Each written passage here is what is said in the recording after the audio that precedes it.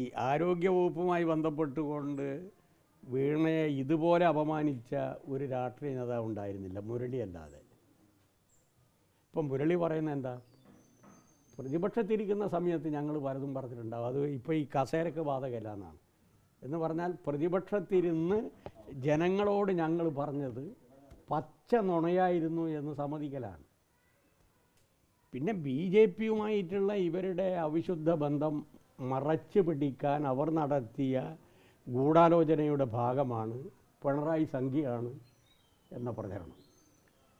അത് പൊതുസമൂഹത്തിൽ ഒരു വിഭാഗത്തെ അത് സ്വാധീനിച്ചു.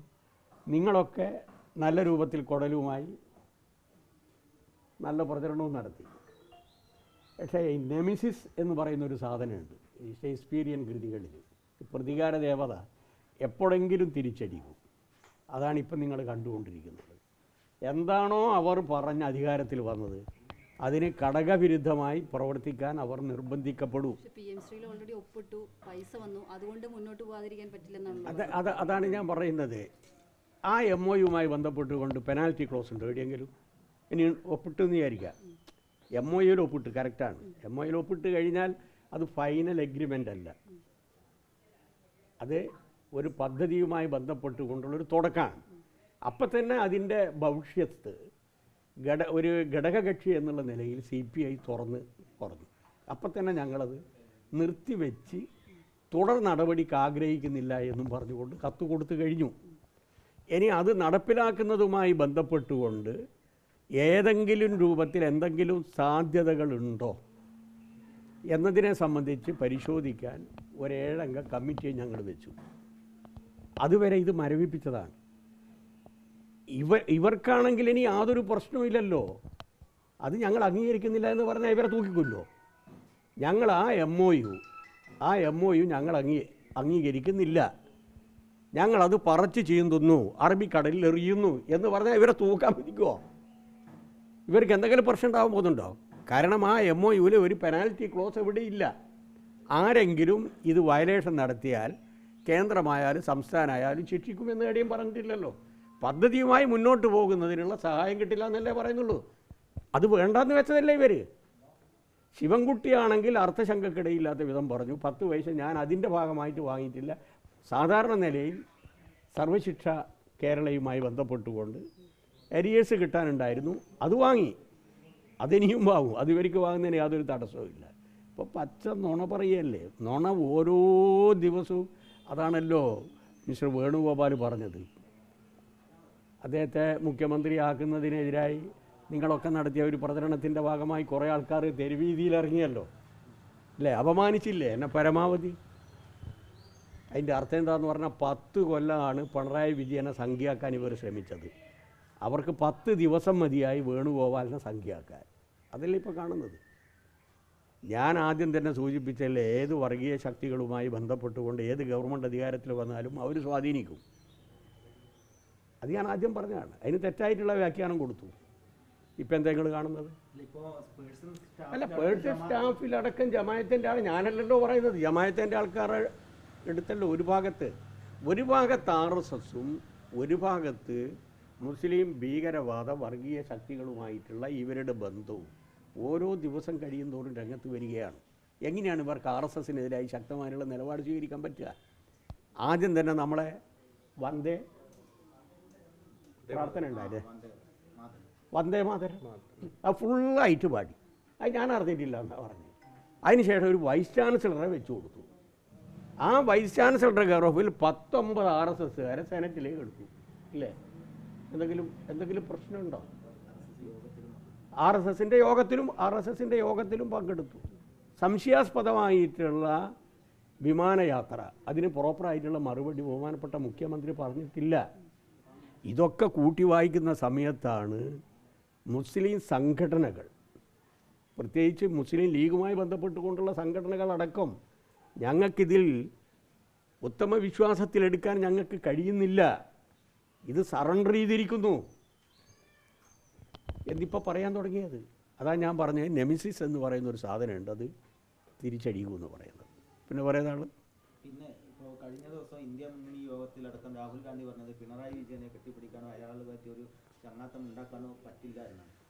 അത് ഒന്നാമത് അദ്ദേഹം ഈ സവർണറെ മാത്രമേ അയാൾ കെട്ടിപ്പിടിക്കൂ. ഇയാൾ സവർണനല്ലല്ലോ, അതായിരിക്കുമല്ലോ. ഞാൻ കെട്ടിപ്പിടിക്കില്ല, മോഡിനെ ഞാൻ കെട്ടിപ്പിടിക്കും, പിണറായിനെ ഞാൻ കെട്ടിപ്പിടിക്കില്ല എന്ന് പറഞ്ഞു കഴിഞ്ഞാൽ അതിൻ്റെ പിന്നിൽ ജാതിബോധമാണ്. അതാണ് എനിക്ക് തോന്നുന്നത്. രാഷ്ട്രീയ എതിരാളി ആയതുകൊണ്ടാണെന്ന് അതല്ല, അതിൻ്റെ മനസ്സിൻ്റെ ഉള്ളിൻ്റെ അകത്ത് ഉണ്ടാവുക. മറ്റേ ഒരു പൊങ്ങച്ച ഉണ്ടാവില്ലല്ലോ. മറ്റേ ആളെ പോയിട്ട് പാർലമെൻറ്റിൽ നിങ്ങൾ കണ്ടില്ലേ? പിന്നെ എന്തിനാ ഇങ്ങനെ പറയുന്നത്? അതായത് ഈ മനസ്സിൻ്റെ ഉള്ളിലുള്ള ഒരു സവർണ ബോധത്തിൻ്റെ അംശം അദ്ദേഹത്തിലുണ്ടോ എന്ന് ഞാൻ സംശയിക്കുകയാണ്. അല്ലാതെ പിണറായിനെ ഞാൻ കെട്ടിപ്പിടിക്കില്ല, മോഡിനെ ഞാൻ കെട്ടിപ്പിടിക്കും, മോഡിനെ കിട്ടുന്ന അവസരത്തിലൊക്കെ കെട്ടിപ്പിടിക്കും, പിണറായി ആയിട്ട് ഞാൻ കെട്ടിപ്പിടിക്കില്ല, ഇയാളുമായിട്ട് കെട്ടിപ്പിടിക്കാൻ ഒന്നാമത് കഴിയില്ല, വേറെ പ്രശ്നം. എന്തിനാണ് ഇങ്ങനെയുള്ള വർത്തമാനം പറയുന്നതിൻ്റെ ആവശ്യം? അത് മനസ്സിൻ്റെ ഉള്ളിലുള്ള ഒരു ഒരു ഒരു ഒരു സുപ്പീരിയോറിറ്റി കോംപ്ലക്സ് എന്ന് പറയൂ. അതാണ്, വേറെ ഒന്നുമല്ല. പിന്നെ വേറെ എന്താണ്? വേറെ എന്തൊക്കെ ഉണ്ടോ? അല്ല, നിങ്ങൾക്ക് എന്തെങ്കിലും ഉണ്ടെങ്കിൽ ഞാൻ പറയാം. വേറെ ഒന്നുമില്ലല്ലോ.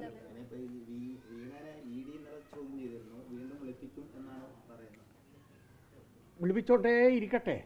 ഞാൻ പറയുന്നത് ഇൻകം ടാക്സ് പരിശോധിച്ചു, income tax interim settlement board പരിശോധിച്ചു, 2 വിജിലൻസ് കോടതി പരിശോധിച്ചു, ഒരു ഹൈക്കോടതി പരിശോധിച്ചു, ഒരു സുപ്രീം കോടതി പരിശോധിച്ചു, അവസാനം ED റെയ്ഡ് വന്നു ഇല്ലേ, SFIO പരിശോധിച്ചു. EDൻ്റെ ഭാഗമായിട്ട് ഇപ്പോൾ ക്വസ്റ്റ്യനും കഴിഞ്ഞു.